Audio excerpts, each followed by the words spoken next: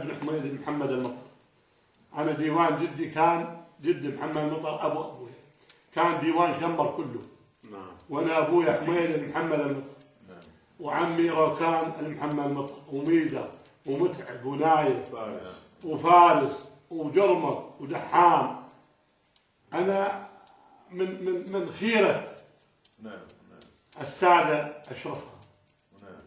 الحميدي الفرحان بديوان جدي، يوم اشتد شيخ ظاهر غسلوا شيخ ظاهر بن الحميدي بديوان جدي، وخذوه وراحوا للفرحاتية، واختام الشيخ فيصل بيك اختامه عندي أنا، اختام فيصل بيك اللي الختم ماله رقم الختم 1311،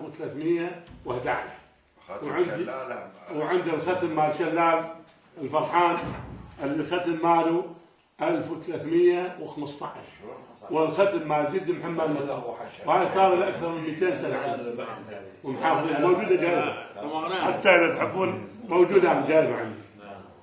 انت من اتكلم انا رجل اتكلم على يعني عرفته، اتكلم جاب طاري جدي محمد المطر يوم بالحميدي، يوم الحميدي كان بديوان جدي، وجابوا الشيخ ظاهر الله يرحمه وغسلوه بديوان جدي.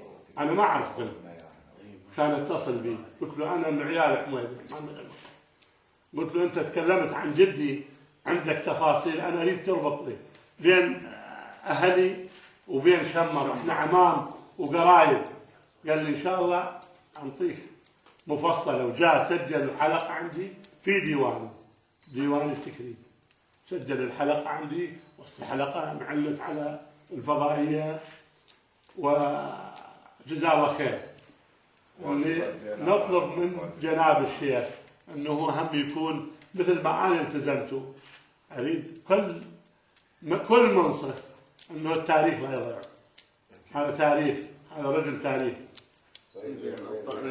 المهر مال الشيوخ، المهر هسه اجيبه بالسياره واختبره ترجع لاهله.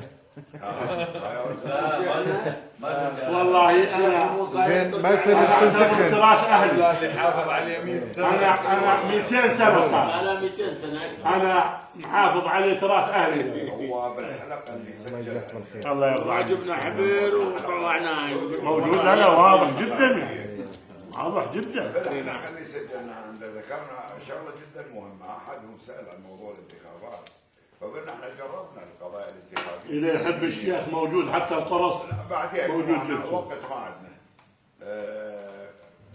يعني صار الشارع العراقي عنده تجربه مع العمليه الانتخابيه، اذا متقاطع وياها او ايجابي سلبي مهم. فقلنا احنا يعني صار عندنا تجارب مع الرموز الدينيه والمسميات السياسيه، ترى احنا مسمياتنا السياسيه طارئه، ما عندنا مسميات سياسيه عميقه تشتغل سياسه صار لها 30 و40 و50 سنه. فهذه المسميات كلها صار لها تجربه بالشارع العراقي، فاحنا اكدنا بانه اللي ينتخب يسال عن الانسان ان يكون من بيت طيب، من بيت عريق، من اصل طيب، لانه حتى اذا ما راد يخجل من نفسه هو اللي عبر. اي والله هذه شوفوا انتم، هذه اول من اثار بدر العداي، بدر عبد الله العداي.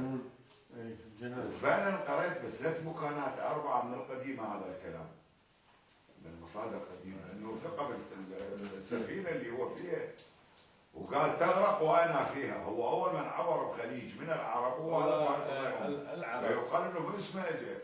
يعني العرب سبحان الله، انا الواحد يعني يفكر بهذه، وهذا الطف الكامل الفكري والكافي تصوير